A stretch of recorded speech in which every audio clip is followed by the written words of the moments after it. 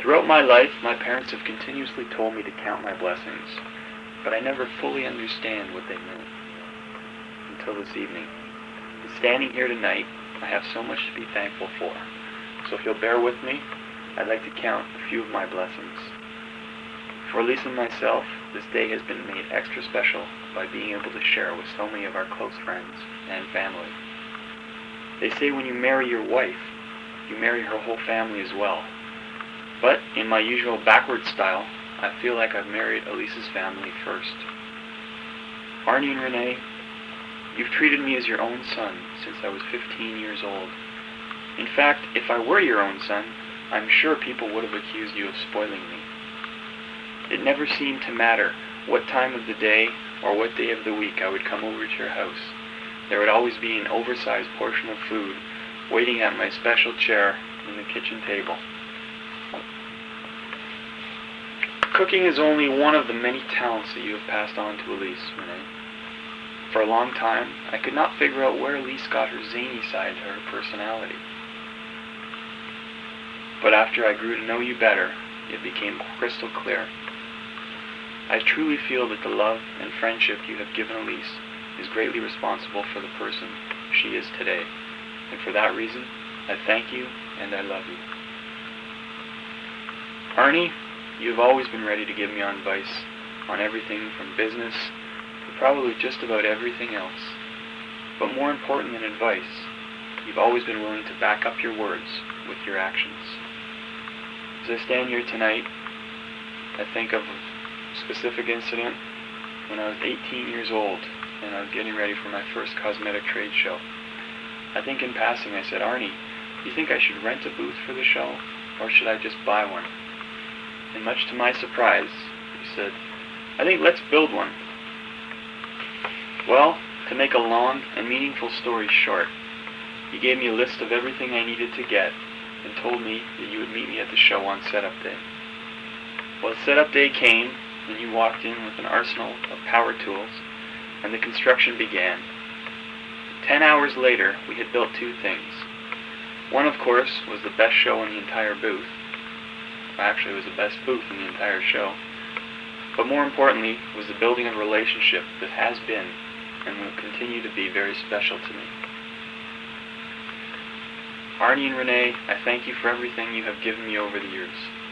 But above all else, I thank you for trusting me to love and take care of Elise, who is your daughter and my new wife. Lori and Karen, I never knew sisters could be so much fun, or I probably would have pushed my parents a lot harder to have girls. But I'll settle for you two any day. And now that Elise and I have our own place, I want you to know you're more than welcome any time to come over. Only stipulation, you have one telephone line, so please bring your own phones. Now I'd like to focus on the two people who have brought me into this world and taught me how to really appreciate life. Dad, it's difficult to express in words the respect and admiration I have for you, but it's my wedding speech and I'm going to try. You showed me that anything in life worth having is truly worth working hard for. From watching you, I've learned not to shy away from responsibility, but rather to keep seeking new challenges. When I was younger, I couldn't understand why you were the only father who would get up at 6 o'clock in the morning and watch his kid practice hockey in a freezing cold arena. But Dad, as I grew older, I started to realize that you were the kind of father that would do anything for his kids. I'm sure that being my father has not always been the easiest task in the world, but in good times or bad, you have always made sure our relationship was the most important thing, and it's for that reason I believe we have such a close relationship today. You know, Dad, for a long time, you were my standard of perfection, and that is until I discovered that you just can't make daughters. But tonight, all that is going to change. With my marriage to Elise, you have the daughter that you have always dreamed of, and once again you have been restored as my symbol of perfection. So Dad, for you, I wish everything in life you desire, you will have. And for myself, I hope to mean as much to my children as you have meant to me. Mom, we go back 9 months longer than anyone else in my life. And time again you have proven that a mother will really do anything for her child. I suppose when most mothers would be pushing their kids out of their house, you allowed my business to move into your home. You allowed me to use your basement for our warehouse and an extra bedroom for our office. Mom, it seems that everything important that I've ever done in my life, you have always been there right from the beginning. Your support over the years has given me the confidence to attempt things I would have otherwise never tried. And there are few people that possess the quality of giving that you have demonstrated to me, and it's your giving quality that has made you such a special part of my life. You somehow managed to bring me into this world, and you've given me a perfectly balanced upbringing. You've never tried to restrict me in any way, and at the same time, you've been a constant support, no matter how crazy I must have seemed. Being your son is truly an honor, but being your friend is a relationship I will cherish my whole life. To my brother David, I suppose sibling rivalry is to be expected, but I'm so happy that we've finally outgrown that stage. All through our growing up years, I was so lucky to have you as a role model. Although on the surface we may appear different, inside we share so many qualities that has enabled us to develop a close relationship that will continue forever. You've been a great older brother and a very, very good friend. I would be remiss if I didn't take this time to acknowledge my grandparents who are not with us here tonight. I'm sorry my father's parents never had the chance to meet Elise, as I'm certain they would have had the mutual admiration that is shared by the rest of my family. And for my grandfather Selma, who knew and loved Elise very much, I'm sure somehow, somewhere, he's very proud of me tonight. As much as I miss those who can't be with us this evening, it is a special privilege and honor to have my grandmother, Shura, sitting with us at the head table.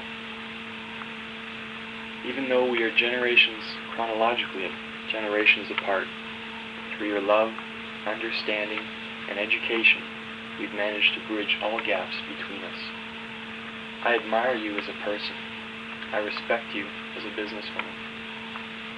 I love you as a grandmother, and I aspire to be the complete person that you have shown me a person can be.